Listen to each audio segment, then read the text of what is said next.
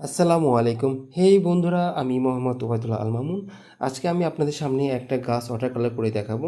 এটা মূলত বাচ্চাদের ছোটদের অনলাইন ড্রয়িং ক্লাস, মানে ওয়াটার কালার ক্লাস ছিল।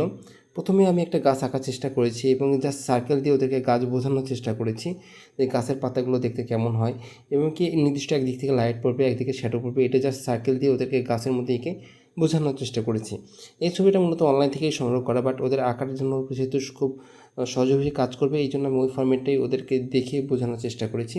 দেন সেমভাবেই আমি আবারও এইখানে কিন্তু সার্কেল দিয়ে এরকম গাছ আঁকার চেষ্টা করেছি, বাট এবার আগের মতো রাখিনি। এবার ওই প্রত্যেকটা সার্কেলে আলাদা আলাদা করে পাতা দেওয়ার চেষ্টা করেছি এবং ওদেরকে দেখাইছি যে কীভাবে এই পাতাগুলো দেওয়া যেতে পারে। একবার যদি কেউ গাছ আঁকা শিখে যায় তাহলে দেখা যাচ্ছে যে কোনো দৃশ্য আঁকার ক্ষেত্রে তারা এই গাছগুলো অ্যাপ্লাই করতে পারবে। এই জন্য আমি গাছের এই কনসেপ্টটা নিয়ে ওদেরকে এই গাছগুলো দেখানোর চেষ্টা করেছি। এই কিছুক্ষণ আগে আমরা যে ছবিতে ডান দিকে শ্যাডো দিয়েছিলাম, আমরা সেই গ্রামার ফর্মেটটা ইউজ করে এই গাছের পাতাও ডান দিকে শ্যাডোটা দিব, তাহলে রিয়েলিস্টিক মনে হবে। সেটা অনলাইন ক্লাস, অনলাইনে প্রায় 1 ঘন্টার ক্লাস, সেটা আমি আপনাদের সামনে দ্রুত তুলে ধরেছি। অবশ্যই এখানে অনেক কিছু শিখতে পারবেন। এটা বিগিনার লেভেলে যারা আছে তারাও শিখতে পারবে, বড় যারা আছে তারাও শিখতে পারবে। মূলত এই ধরনের ছবি আঁকার ক্ষেত্রে আমি পিছনে ব্যাকগ্রাউন্ডটা কালার করবো। ব্যাকগ্রাউন্ড কালার করার জন্য বা আকাশ রং করার জন্য ফ্ল্যাট ব্রাশ দরকার। এই জন্য তাদের সাথে আগে আলোচনা করেছি যে ফ্ল্যাট ব্রাশ হলে ভালো হতো, বাট তাদের সবার কাছে ফ্ল্যাট ব্রাশ নেই, তাদের সবার কাছে কোনো ছোট্ট তুলি। যেহেতু সবার কাছে ছোট্ট তুলি আছে, আমি এই জন্য ছোট্ট তুলি দিয়ে আকাশটা করছি যাতে তারা বিষয়টা ইজিভাবে নিতে পারে। আমি তো ফ্ল্যাট ব্রাশ বা বড় ব্রাশ দিয়ে এই আকাশটা করি, ওদের কাছে অনেক কঠিন মনে হবে।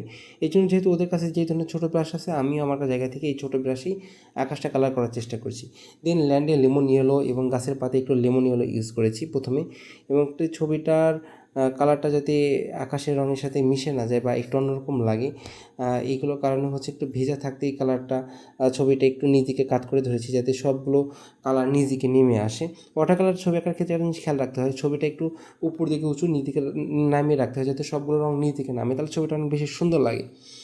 আমার কিন্তু ফার্স্ট ওয়াশ দেওয়া শেষ। এখন ফার্স্ট ওয়াশ দেওয়ার পরে রঙটা একটু শুকায় গেলেই দেন আমি সেকেন্ড ওয়াশ দেওয়া শুরু করেছি এবং গ্রিন কালারটা একটু ডার্ক করে দেওয়ার চেষ্টা করছি। বেশি ডার্ক করা যাবে না, পাতলায় রাখতে হবে। কিন্তু এবার আমি সেফ গ্রিনটা ইউজ করছি। প্রথমে আমি কিন্তু লিমন ইয়েলো ইউজ করেছিলাম, এখন কিন্তু আমি সেফ গ্রিন ইউজ করেছি এবং এই যে সেফ গ্রিনটা এখন কালার করতেছি, এটা কালার শুকায় গেলে আমি এই রঙটা আবার ডার্ক করে অ্যাপ্লাই করব। এখন গাছের কাণ্ডে আমি ব্রাউন সেনা এবং ব্রাউনের সাথে একটু হালকা ব্লু কালার মিক্স করে একটু ডার্ক করার চেষ্টা করেছি।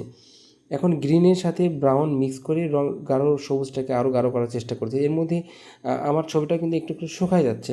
আর ওয়াটার কালার কিন্তু এরকম নিয়ম যে আপনি যখন একবার কালার দিবেন, এটা শুকায় গেলে দেন দ্বিতীয়বার আবার কালার দেওয়া উচিত, তারপর একটু শুকায় গেলে আবার কালার দেওয়া উচিত। এইভাবে থেমে থেমে যদি কেউ কালার দেয় তাহলে তার ওয়াটার কালার ছবিটা একটু রিয়েলিস্টিক মনে হয়। এখন গাছের কাণ্ডটাও একটু হালকা হয়ে গেছে দেখেন, কারণ পেপারটা ভেজা থাকার কারণে গাছের কাণ্ডতে আমি যে রঙটা দিয়েছিলাম সেটা অনেকটা হালকা হয়ে গেছে।